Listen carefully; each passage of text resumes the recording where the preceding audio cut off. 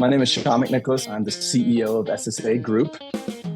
Hello, I'm John Rossi. I'm a touring drummer with a passion for animal conservation. When I'm on the road, I spend as much time as possible visiting zoos, aquariums, and conservation organizations. Now, I want to share those places with you. I'll be talking to keepers, vets, conservationists, anyone who can help me in my mission of connecting my people to animals through their people. Join me on my Rossifari. Hello, hello, hello, and welcome back to the Rossifari podcast. All right, y'all. So, as you know, I am a big fan of taking you behind the scenes at zoos and aquariums. And that's exactly what we're going to do today, but we're going behind the scenes in a different place and a different way than we normally do at the zoo, because I'm actually talking to Sean McNicholas, the CEO of SSA Group. And if you don't know that name, well, you're definitely going to after this interview, but I promise you, if you are a zoo fan, it is highly likely that you have interacted with the SSA Group at some point, because this is a company that is partnering with a whole bunch of zoos and aquariums across the country and beyond, honestly, to run the gift shops and the restaurants and the ticketing and all kinds of stuff. And, this is a really important aspect of zoos, as fun and important as it is to talk about the conservation work and the individual animals and all that stuff. There's a whole lot going on that needs to go smoothly in order for guests to be able to actually enjoy their experiences and connect with those animals and learn about conservation and contribute to conservation, even just through the price of admission and stuff. And so Sean and I talk about what SSA Group is doing to revolutionize all of that, which I think is a really important topic. You might also recognize the SSA Group name because they are pretty big sponsors of the AZA conference every year, and they have their names right on the lanyards that the name badges come in and everything. So yeah, this is a company that is very, very into, frankly, the same stuff that if you're listening to this, you are. And I certainly am. So, I'm looking forward to sharing that with y'all. Before we get to it, a couple of quick reminders. Make sure you hit subscribe and make sure that you are following along at Rossifari on socials, at Rossifari Pod on the TikTok machine. And hey, in case you missed it or forgot, don't forget that there is the amazing fundraiser that we talked about in our bonus episode last week, going on to raise money for AB conservation. And that is being done by a zookeeper in Scotland. And I will make sure I post more links and stuff.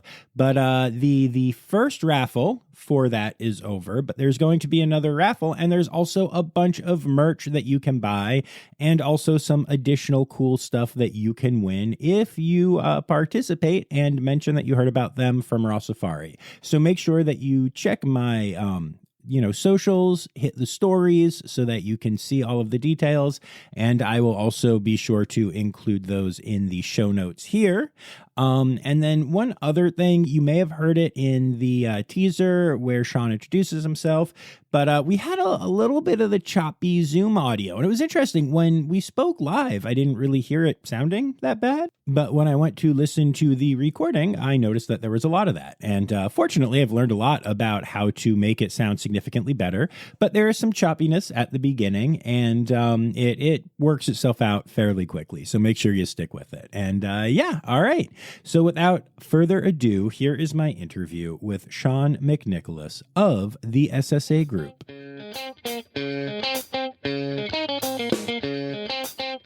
Super excited, John, to be on your podcast. I love zoos. I'll get into that in a minute. I'm the CEO of SSA Group. And we have a sister company, SSA Ventures, as well. So let's call it the SSA ecosystem. And we provide food retail ticketing. We're a full revenue bundle. Food retail ticketing and technology at zoos, aquariums, and museums across the nation. We have some international business as well. Thousands of employees. And I'd like to start by giving a big shout out to the SSA family. I deeply care about you. And we have 90 partners that I also care about. And I love the industry. I love zoos. That's awesome. And so what's your history with zoos? Why do you love zoos? I mean, I know why I love zoos, but tell me your story. Sure. So I grew up in an amazing entrepreneurial house, John. 452 Leiden Street was the address in Denver, Colorado. And from the outside, unassuming. But when you walked across that Irish welcome mat, the place came alive.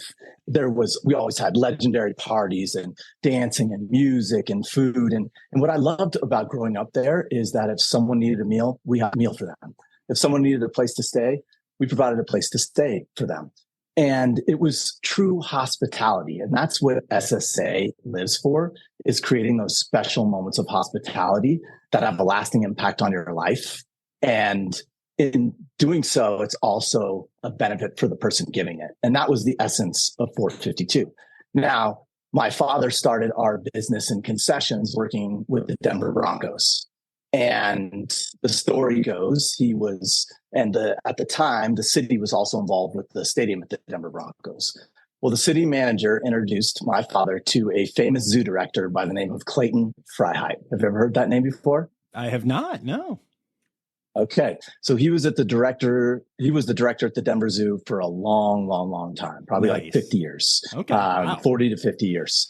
And very iconic. They refer to some of I don't know if I should use older zoo directors, but how about legendary zoo directors as silverbacks? And that term has been used. Clayton was a silverback. Clayton and my father had a couple sips of brandy, and I think they had multiple sips of brandy throughout their time together. And Clayton ended up hiring my father to run the concessions at the Denver Zoo, which zoos weren't really looking to outsource at the time. Food and beverage, retail, ticketing was just part of what they did. So they hired Kevin McNicholas, and we started running concessions at the Denver Zoo. So what made my upbringing amazing is we had 3 partners. One was the National Western Stock Show and Rodeo, so I got to spend time there. 2, the Denver Broncos, I got to spend time there. And 3, most importantly, is I grew up at the Denver Zoo, going to zoo camps. My first job was bussing tables at the Denver Zoo, and I have so many fond memories of the Denver Zoo, and then also closely the Cheyenne Mountain Zoo, because we became pretty close to the director down there. That's awesome. It's so nice to know that you actually have like a really strong background in this and are passionate about it. That's really cool. I like that a lot. Thank you. First of all, this is such a simple question, but you keep mentioning that it's SSA. And what does SSA mean? All right. We'll be back after this quick break. Hi, this is Kathy Hill from the Indian River Lagoon National Estuary Program. We're all about restoration projects in progress this season on One Lagoon, One Voice. Learn about the great strides the lagoon community is taking to restore and protect the Indian River Lagoon. Each week, we dive deep into discussions with scientists, resource managers, and nonprofit leaders to explore lagoon issues and solutions. From oyster reefs to clam restoration, algae blooms to muck, you'll learn all about the projects we're tackling to bring the Indian River Lagoon back to health. Click the link in the show notes to follow One Lagoon, One Voice, learn about the IRL Council, and explore our unique lagoon.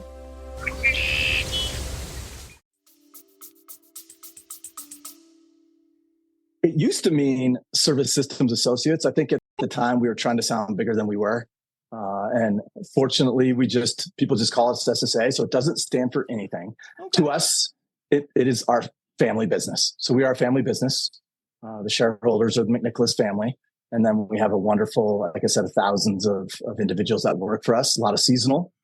We've had a lot of people that have been with us 20, 30, 40 years who also care deeply about zoos. So I think that is a differentiator, especially for our culture. That's very cool. I really like that. And so let me just share my experience with SSA. Please. I had not really heard of y'all until a few years ago. And then I started hearing like, oh, this gift shop is now working with SSA, and oh, SSA is now in this gift shop. And it was this slow trickle where I kept hearing this name. And then 2 years ago, I attended my first AZA conference. And then I went back last year. Yeah. And we get our nifty little lanyards. And right at the top is SSA Group. So I found it really interesting how, like, from my perspective, it went from something I really hadn't heard of to like, oh, y'all are everywhere and growing. and it was pretty cool to see that and see that impact. Has it been a lot of like recent growth, or is it just that's just how it came into my world? Yeah, let's call it the second generation. So I was leading the charge on the second generation. We took over at the beginning of the 2010s. And right at that point, John, the guests were looking for an elevated experience. And here's what I mean by that.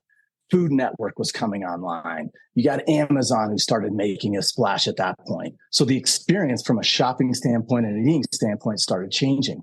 And that was when we became a big trendsetter in zoos by taking the old bad zoo food in cafes and elevating it to a new experience and a new perceived value. You had Starbucks and Panera that was starting to do it. So that became the essence of what we started becoming known as, John. And the other important piece of this journey is we often like to just stand behind the brand of the zoo or aquarium. So you mentioned National Aquarium and the Maryland Zoo. You wouldn't hear much about SSA because we always talk about ourselves as the Maryland Zoo. So we wear the Maryland Zoo uniform. We wear that logo. If someone asks us, well, where do you work? We say, oh, we work for the Maryland Zoo. So that's always been a big part of our culture. More recently, and this is maybe why you're hearing more about us, is zoos are starting to, and when I say zoos, I really mean zoos and aquariums too, AZA. I do the same thing on the podcast. You can't say zoos and aquariums every time. So we're all with you on that one. Yeah. Got it. And oh, by the way, zoo and aquarium people are the most passionate and caring people I've ever met in my life. Yeah. And that's what puts a big smile. So that, and we're laser focused on this industry. We don't go into hotels and that. We love zoos and aquariums and cultural attractions. But anyway, the reason why you mentioned that we're hearing more and more about SSA is zoos are starting to look at SSA as the company that is innovating the guest experience. Tell us more how you can do that, Sean. Tell us more how you could do that, SSA. And we've evolved our business model from just food and gift shops to food, retail, ticketing, the guest experience platform, the technology, which I can get into. That's a big trend in the future, and technology. And I think more and more of our partners are looking at us and looking towards us to continue to innovate that guest experience for them. And why that's important is because as we grow revenue and grow experience, they get more money or a percentage of that to grow their mission, feed their animals, and work in conservation. And wow, they're amazing at conservation. Oh yeah, I mean the conservation work done at zoos is just next level, and yeah, the fact that y'all are helping to fund that and bring in more is very cool. And yeah, I have noticed the at the individual facilities that are part of your group, they don't say that unless I ask or unless I was good because I know that y'all recently started working with the Columbus Zoo. And that's correct. I was there, I think the first weekend that y'all were there. And I'm not going to lie. I was a little concerned. I'm not going to lie. Yeah. The Columbus Zoo gift shop is one of my favorite gift shops in the country. They have a lot of unique stuff related to their specific animals.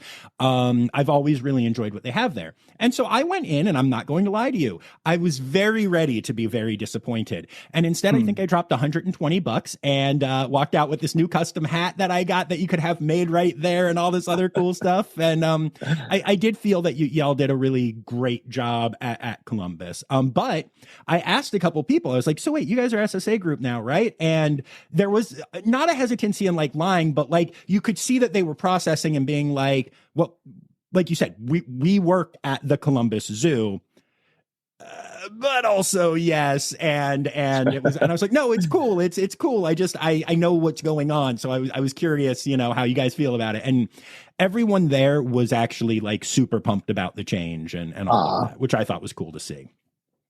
Thank you for the feedback. Thank you for the purchases too. Trust me. Yeah, there are a lot of those. Yes. But yeah, so the first thing I want to talk about, we'll get to the tech stuff and all the other stuff, but so many of the people that listen to this podcast are just zoo fans and traveling. All of their vacations are set up around going to different zoos and all that stuff. Yeah. And the thing that I think most people are excited about or concerned about, either way, depending on what side they're at, is the gift shop. I think for that group of people, having cool stuff, having ways to remember the facility that they were at is really important. So I'm wondering what your approach to the gift shop, to the retail stuff is, and also how you make sure that it doesn't become like just the same stuff at every zoo, I love this question, by the way. And I love that zoo fans have concerns out there because we want to listen to them and address them. And we're always open to that kind of feedback.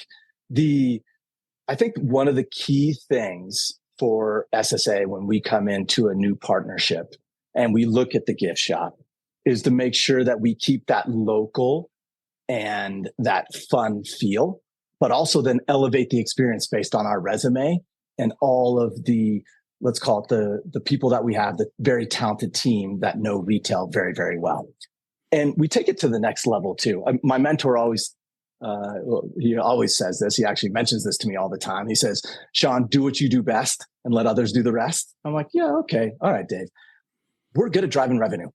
And because of the nature of a nonprofit zoo and a for-profit kind of mentality for revenue, sometimes there's an inherent conflict. And those business models are sometimes in conflict. And what I mean by that is most zoos are run as a nonprofit. What they're really great at is delivering their mission, conservation. So you have zoos. You also have facilities like White Oak and Long Neck Manor. I don't know if you've heard of those two, but they're fantastic at conservation. They're really great at that. What we're really great at is driving revenue. So partnering on those makes a ton of sense for the future business model of zoos. Now let's go back to the gift shop. So we partner with a new store like Columbus, because you mentioned Columbus Zoo.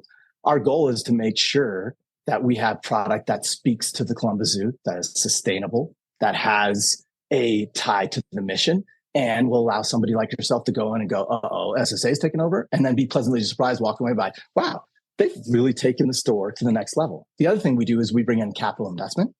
So we want to make sure that we make some improvements in the store, improving the shopping experience, adding a little technology to it, making it convenient for the guests. We also, you said AZA, you were at AZA Columbus. We partnered with M&M's brands to create a fully compostable packaging. That was really cool. That was the first time they did that. Okay, you saw that. Cool. Oh, I might have sampled one or two of the packs, maybe. All right, we'll be back after this quick break. What if I told you scientists discovered 100 new species in the deep ocean? Why did crocodiles survive extinction? Megalodon. How did it go extinct? Hey, it's me, Boris Galante, wildlife biologist. You might know me from Joe Rogan's podcast or my various TV shows like Extinct or Alive and Shark Week. Join me and my friends as we dive into the wild world of animal anomalies and everything wildlife. Don't miss out. Click here to uncover these mind-blowing animal mysteries. So one of our values at SSA is our word is our bond. So I promise the zoo fans as they go to other zoos that we will continue to keep that local artisan, local business flair, keep it tied to the region community, make sure it's sustainable product, make sure we have cool products that they can purchase and walk away. Back to that 452 Leiden story, we were a small business at one point. I know what it's like to be a small business, and we continue to promote and also invest and help small businesses. The Conery is one on the ice cream side. And then we have an apparel. It is Super Maggie's out of Texas. It's women owned, and we're partnering with them to make sure that the Dallas Zoo and the Houston Zoo carry their apparel. Nice. Okay. All right. Very cool. That is a great answer. It really is. I love that. And I love how, I'm not going to lie again. I'm very honest if you can't tell. And when I appreciate that. Yeah. And when y'all approached about doing this interview, I wondered how authentic it would be about saying stuff like, look, our job is to bring in money. Like, money is just a weird topic for people, even though you literally need money to like do conservation work. Like, this is important. Yeah. And I love the fact that you're just sitting here and just staring right at me and saying, we make money. And then the zoos get more of that and they can do more good stuff. And I think that's really refreshing to hear, honestly, because you're right. That is important. We need money. Yeah. So that's very cool. And so, okay. So you had mentioned bringing in technology, and I know I've started to see at some of these places, even just like self-checkouts and stuff. But talk about some of the tech and why that actually helps guests. Yeah. So this is a huge trend. And I think we're early in it in the zoo world. Let me take a step back. What I love about zoos is we have this competitive advantage of entertainment and conservation. And I think we need to double down on that. What makes me nervous about zoos in the future is the business models. Like, where are they going to continue to get their funding? The capital. I mean, these are big parks with a lot of costs. Animals aren't cheap. We have a barn and a little farm that I live on, and animals aren't cheap and they need constant care. And then the third piece is we lag as an industry when it comes to innovation, especially on the guest experience. So 5 years ago, SSA, we were going down this path of building the guest experience platform of the future. We see Disney do it, My Disney Experience. When I say guest experience platform, it's where you buy your ticket, your parking, your mobile ordering, your gift shop purchases, education. If you need to interact, you can curate your day. We can bring stuff to you, membership, and then even have some donation, that type of capability, all in one central location where the guest has it really easy. We were going down this path. What I realized is, damn, is it expensive, John? Oh, wow. And outside of like Disney, where does it exist? And I also realized that maybe we're a little bit ahead. Some of the zoos weren't ready, not necessarily just from a strategic standpoint, but from an infrastructure standpoint, from Wi-Fi, cell, those kind of things. Get through the pandemic. Luck is another value of SSA, fun and luck. So I said our word is our bond. Another one is fun and luck. We're walking around IAAPA. Have you ever been to IAAPA, the International Amusement Park? Okay. It's in Orlando in November. More and more zoos are starting to go there because there's this blend of entertainment, theme park. And I'm not saying roller coasters belong in zoos, but I am saying it's entertainment. Mm-hmm. And more zoos and more of our clients are starting to attend IAAPA. So we're walking around IAAPA and we come across a company called attractions.io. And they had the technology. They're building the guest experience platform. So we ended up talking to them, having a partnership with them, and we have become one of their shareholders. Now, I'll pause there. Any questions on that part? No. So far I'm with you. Yeah. Okay. We also learned being over in Europe and looking at some of the zoos over in Europe, which if you haven't had the chance to do, you got to go check out some of the zoos over in Europe. They're pretty spectacular. Nice. Have you had a chance to do that? No, I haven't. And I really want to. Rossifari needs to do like a world tour at some point here. I totally agree. And because we set the trend in America on some things, and they set the trend on some things in Europe. And I think the guest experience is where they're setting the trend because they're using the guest experience platform. So now Columbus, San Diego Zoo, Zoo Tampa, they're using attractions.io as that central piece for the guests to access everything they need to make their experience a wonderful experience at the zoos. That is the future. Let me interrupt for 1 second just to ask. So does that include making the apps that they have for their parks now? It would replace that. It would be a part of it. It doesn't necessarily, I guess in some situations it wouldn't replace it, but it'd be part of that. But it is the map, it is the wayfinding, it is the platform. Okay, because the reason I ask is that the few that do have apps now it's just a beautiful thing. Like it's just it changes the entire experience, and you don't miss shows, and you don't miss keeper talks, and you don't get lost if you don't have every zoo in the country memorized, like I might or might not. I don't know, but for the average person. And so if that's a move, the direction that y'all are moving, I think that's a beautiful thing. Yeah. So let me be clear. Their zoos are building their own maps or creating their own maps, and yes, that is a beautiful thing, especially for the guest. The guest experience platform is more than that. Okay. Not only is it your map and wayfinding, but it allows you then to buy your ticket and put your ticket there. Make sure you purchase parking. Let's say parking chains. Maybe there's valet. It integrates with that. Maybe there's a hotel on premise. well, then your room key. It ties everything into one app. And so attractions.io is who we partner with and we use. Columbus Zoo is a big user of attractions.io. The interesting thing we're seeing there, John, is people are starting to interact with the app, with the platform, a mile before they get there, or maybe a half a mile. So they're already starting to think through. And there's always been this thought in zoos is how do we interact with the guest before arrival and then maybe when they leave? So this guest experience is the future. I actually think if you don't have it, you're going to lose sales because we're competing with a lot of different entertainment venues and things these days for time and money. And guests want that platform. Yeah, no, that makes a lot of sense. I love the Columbus app. I think it is a really good one. So yeah, that's cool that it's that same company. I like that a lot. That's neat. Yeah, very cool. All right. And so yeah, I mean, all of this makes perfect sense to me because also I can tell you, I talked to, we were talking about the zoo fan thing that is a thing out there. And a lot of them, because I do this podcast, like to tell me all the good stuff and all the bad stuff. I hear from a lot of people about a lot of zoos. And most of the complaints, especially at the smaller zoos and stuff, are like, yeah, I showed up and I had to pay for parking and I didn't, realize that. So I went out to my car and then I couldn't leave. And then I had to go back to the booth or it took me 20 minutes to get tickets or whatever. And it sounds like y'all are working to really maximize those areas, which is honestly what I hear most complaints about. Most people don't complain when they're looking at a red panda, So yeah, yep, absolutely. Yeah, that's very cool.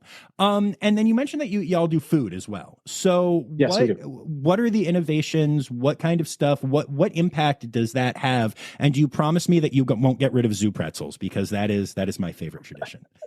We're double down on pretzels. Perfect. You'll be happy to know that. So we have 70 chefs in the company. Okay. And we also have a thing called SSA Labs. And SSA Labs is where we test new ideas, test menu concepts, test things, and then roll them out based on feedback and trials. We're taking pretzels to a whole new level. We're adding some sweet and savory. So be on the lookout at your local zoo for that. And people like those fun foods. That's going to continue to be a trend. So a trend will be elevated fun foods. Our chicken tenders are an old recipe from somebody within our company. It was his grandmother's recipe, and it's hand breaded. So it's not the buy from the factory. We hand bread the chicken tenders, and they're delicious. So it's elevating that fun food. I would say one of the things that we're making the biggest impact on is taking an old zoo cafe and then making investment. So one of the things that SSA does that I don't think a lot of people know is not only does the zoo get a percentage of every sale. So when you came and bought your purchases in the gift shop, a percentage goes to the zoo for their mission, but we also make investment into the facilities. So we put capital in. So I'll give you an example. One of the busiest cafes in the nation is the cafe at the Detroit Zoo, the main cafe. It was called the Arctic Cafe. I know the name doesn't scream like, come on in, it's going to be a culinary amazing experience. So we put a significant investment in there, changed it to table 28, added kiosks, added technology, upgraded the menu, and we saw a 20% lift in per caps. We saw more people, higher throughput, so they weren't waiting in line as long, and a lot more on the guest satisfaction. We also did the same thing at the Houston Zoo with their Cypress Cafe. They had the Cypress, and we elevated to this, imagine this really cool, modern cafe. You walk in, you wouldn't expect that in a zoo. And then you see the elevated entrees, and that gives that hospitality, that great experience for the guests. So those are some of the examples that we've done recently, and we're going to continue because I do believe that we're in another point in our journey where the innovation renaissance of food is going to happen. It's going to happen. And I think zoos can be the place. That's really cool. I like that a lot. I am curious. So you mentioned, first of all, I'm blown away. I knew y'all were big, but I didn't realize, you're talking about your like test kitchens and chefs on staff. And I did not fully realize how big the company is. And yet it's still like a small family thing. I think that's very cool. Thank you. Yeah, and part of the size of it and the number of facilities that you're in and stuff, and you mentioned this with the M&M stuff a little bit, but is that you're actually able to have sustainability impacts on companies and make companies more sustainable or I'm sure you have a nicer way to say this, but or say, hey, no, we're going to go with someone else. We're going to, because the products do need to be part of the mission of the zoo. And so how are you doing that? And can you give like an example or two of times you've done that? Yeah, sure. On the retail side, especially, we've just recently partnered with a company called Aurora. They do plush, and we changed the inside. So now I'm going to botch this in terms of exactly what everything is inside of those plush animals that we love to buy at gift shops. But we removed the plastic with a recycled we removed the plastic pellets, and we used a more eco-friendly insides for the plush. And the important part about that is that was going to be an exclusive arrangement with Aurora. But because it made such a big impact and became eco-friendly plush, they asked, what if we did that for everyone? And we're like, yeah, I mean, it's better for the industry if everybody can buy that eco-friendly plush. So that's one example. I think Fresno is where we launched that. And I think you picked that up because you mentioned that to me in an email to me. Yeah. Or an email amazing. to Kate. Yeah, I think that's amazing. One. Yeah. Cool. And then you mentioned M&Ms. And then the second one that I would add, John, is we've had a great long relationship with Wild Republic. And they were critical. Nice. They were critical, and what great partners to help us remove single-use plastic packaging from our toy line and allow it to become an eco-friendly toy line. 2 years ago, the Monterey Bay Aquarium became the first store in cultural attractions in the world to be single-use plastic packaging free. And Wild Republic played a big role. The first zoo was Houston Zoo. So Wild Republic played a big role in that. Now we're rolling that out to all of our other partners. And it's a big deal on the sustainability side. And so we appreciate the partnerships that we have, especially on the retail side. That's very cool. I like that a lot. Those are some really great examples. I was going to ask you what you would say to the cynics who say like, oh, I don't like big corporations taking over or whatever. And I'll still open the floor to you, but I feel like most of this interview has been you just doing that by being authentic and saying what you're doing. But like, if there's anyone who's listening who's still not convinced that there is at least, good reasons to be excited about SSA Group being in facilities, what would you say to them?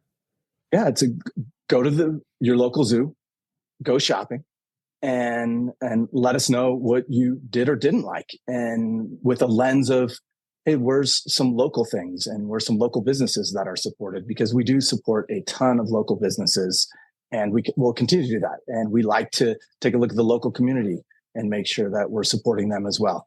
And remember, we're a family business, and we started off as a very, very small business. And so we will continue to invest and support those businesses because we believe that has to be a part of the entire ecosystem. Cool. Now, I have to say this while you are wonderful at saying all of this. Enough corporate speak for a second. What's your favorite animal? Come on, tell me. Rhino. Nice. All right. Very cool. Very cool. And what area do you live in now? Is there a zoo near you? What's your zoo? Yeah, so I'm in Denver. So my zoo is still the Denver Zoo. Nice. I split it with the Cheyenne Mountain Zoo because we've moved south. So we're not like halfway in between both. We're still closer to Denver, but I split between those two as my home zoos. Those are both incredible facilities. That's awesome. Yeah. Very cool. Yeah. And so I think my last question for you, if I can ask one more, is like Sure. I said, I know y'all are major sponsors of the AZA conference. The last 2 years I've been there, badge had you firmly right up front on it. What do you get from that? Why do you do that? And what goes into it? Like, what is it's a huge conference. What is your connection to it? Yeah, really good question. So I do not want to come across corporate speak. So I worked for a big company out of college. And one of the things that I constantly remind our team is, let's not be so big corporate. So I'm going to be very careful with my corporate answers. I liked when you said, Sean, I appreciate your authentic and genuine responses. So I'm going to stick to that theme. I love it. The AZA that's our market of choice, and we love them. And it goes back to growing up in zoos. It goes back to the fact that we love zoo people. They're crazy and amazing, all in the same sentence. Their dedication to animals. We are partnering with Long Neck Manor in some ways, and I love the way that we're using those animals or looking at those as ambassadors of conservation. AZA is a place where we can have the biggest impact as a company. I do believe that on the innovation side, we're behind the times, especially in zoos. So I think SSA can help in a lot of ways. And I care deeply about this industry. SSA cares deeply about this industry. So we want to put our name on the badge. We want to be a sponsor of AZA. We want AZA to continue to be a great organization. We want zoos to be around 50 years. I mean, our business has been around for 50 years. Our goal is to be a centurion. We want to be around for 100 years as a family business. There are a lot of zoos that are celebrating their 75th, 50th, 75th, and 100 these days. And we want them to be 150, 200 years old. They need SSA on the revenue side and the mission delivery side and the guest experience side. And we want to help them. That's why we're big sponsors of AZA. Cool. Awesome. I love it. All right. Well, is there anything else that you wanted to say? Thank you for this time. And it's pretty awesome that you're engaged in zoos. And to the zoo fans, I promise we're going to continue to make sure the stores don't look like the same Target that you would go into all different ways, because we want to make sure that your shopping experience is amazing. Cool. I like that you keep saying the word promise, because that means we can hold you to them. And I like that. I think that's really cool. That's awesome. Thank you so much for the time. It has been a blast. John, thank you very much for having me. Appreciate you. Take care.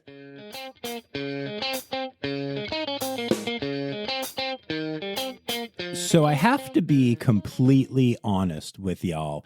When I heard from the SSA Group, and they actually reached out to me about being on the podcast, I was curious about whether or not that would be the right move, because, it's not the animal stuff, although I love that we were able to talk to Sean about, his history at the Denver Zoo and loving rhinos and all that good stuff. But also because, of the concerns that I voiced in this episode about, homogenization and all that good stuff. And I was very pleased that they were interested in being on, but, was a little worried about that. And I will say I reached out and I accepted the offer tentatively, but saying that I was only willing to do so if, they were comfortable with a couple of harder questions or whatever. And they absolutely did not hesitate. And I think that's really cool. So I'm definitely glad that we were able to get this interview done and get all this out there for y'all to listen and learn about a kind of different company in the industry. And I hope y'all enjoyed this one. So I guess that kind of brings us to wrap-up time. So I want to say thank you to my Red Panda level patrons, Dr. Laura Schenk, Dr. Stephen Williamson, Barbara Bennett, and Jenny Owens, and also... Oh, come on, y'all. Now, I know that, you probably are sitting here and thinking, wait, but John, something's missing. And yeah, I admit it. I wasn't going to ask Sean about this, but would it be an episode of Rossifari if we didn't do this? It's time now, don't you know? We've come to the end of the show, but there's one tale left to go. You're gonna laugh and say, oh no. It's time for the Rossifari poop story. All right, y'all. So y'all know that I have been volunteering at the Aquarium of Niagara recently. And if you don't remember, I work in the marine mammal and birds department, which means seals and sea lions, which, take care of business in their heavily filtered water and you never see anything. And then penguins. And penguins poop like up to 40 times a day. Y'all, it is so much poop. And I'm there hanging out with these Humboldt penguins. And, there's just a whole lot of cleaning poop. And so one day I was downstairs and I was doing prep for like mammal stuff. I thought I was doing mammals that day. And one of the members of my team came into the commissary and was like, John, can you run up to Penguin and assist in Penguin? And I was like, sure, yeah, I'll go hang out with the Flappy Birds. That's cool.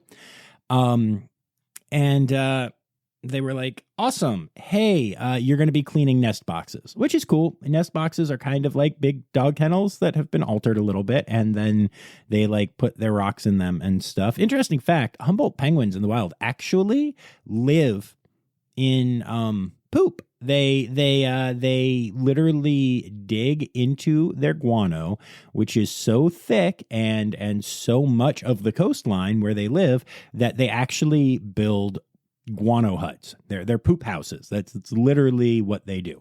So obviously can't allow that to happen in the back of an aquarium exhibit. So we have them in these amazing, little nest boxes that are very cozy, not made out of poop, but that of course they poop all over. So cleaning out these nest boxes literally means like sticking half of your body into there and cleaning. And like, you just know you're going to get poop on you. Like that's part of the gig.